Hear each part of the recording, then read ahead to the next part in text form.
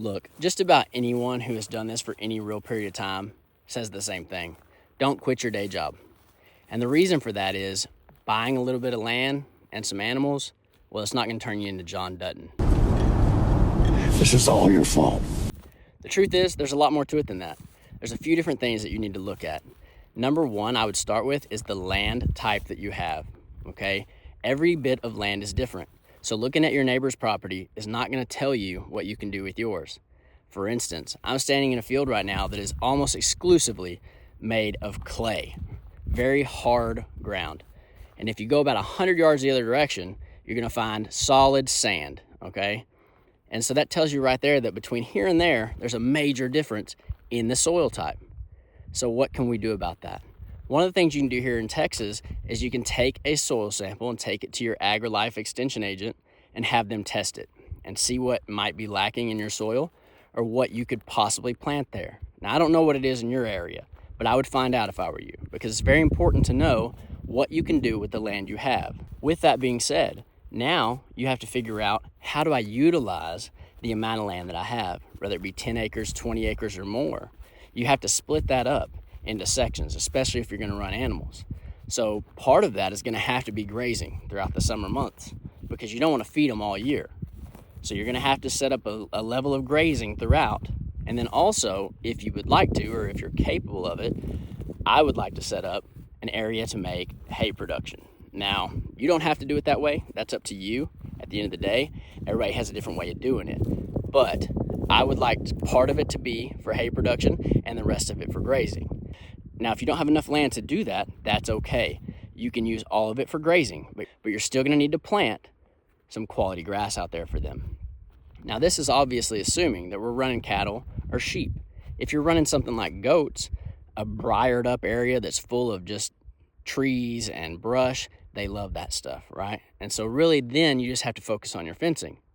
And we'll get into that in a minute. But if you're going for cattle, you're going for sheep, you're going to need some good grasses. And you're also going to want to set up some way to feed them throughout the winter, which we'll also go into in a minute. But those would be the things I'd be focused on. I'd find out what type of soil I have and what I can produce with that soil. Now, after infrastructure, we're looking at how can we feed these animals throughout the winter. And that usually, at least for us, comes down to hay. Are you going to produce it or are you going to buy it? Now, if you're going to produce it, the infrastructure goes up. Now we need a tractor, we need a cutter, we need a baler, we need forks on it. All those things add up to money. So it's really up to you how you want to do it. You can start small and do it without all that stuff and purchase the hay, which is what a lot of people do, and that's perfectly fine. If you're going to purchase the hay, you still need a few things. You're going to probably need a truck, and you're going to need a way to haul it out and a place to store it that's away from the animals. So with all those things in mind and moving forward, what I would tell you, probably the most important thing is to figure out why you're doing this. If you're doing it for the money, I'd say you're doing it for the wrong reasons, because there's not that much money in it, okay? Very, very few ranchers are making a lot of money off their ranch. And that's contrary to a lot of people's beliefs, because they see the nice trucks, the tractors, the trailers, they see all the cattle coming in and out, and they think, man, that guy's killing it. Look, a year's salary right here. What I call them? Fun coupons. See that? Well, I'm sure he's making decent money, but it's taking time to get there.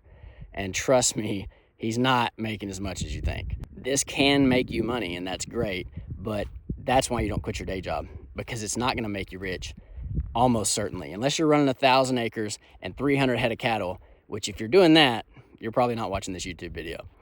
Also, there's a few niches in here that you can do as far as like direct-to-consumer beef and things like that, and that's great. Look into that. If that's something you're interested in doing, that's awesome. There's great ways to make money out there. But just running cattle on land or just running animals on dry land like this, you're not going to make a lot of money. This is a hobby. It is something that people enjoy. It's something that I get joy out of, and I hope that you do too. But if you don't get joy out of it, I would say don't do it, because it's not worth your time. It's stressful, it's a lot of work, and it's not always fun, okay?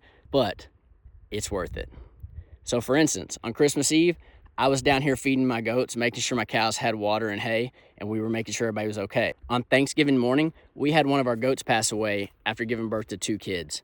That meant that we had to bottle feed those 2 kids, and we still are bottle feeding them going into the new year here. And that is every few hours. So keep in mind, this is not for the faint of heart. It is a lot of work, and those goats are not worth a lot of money, okay? So I put a lot of time and effort into them, but I'm not gonna make a lot off of them.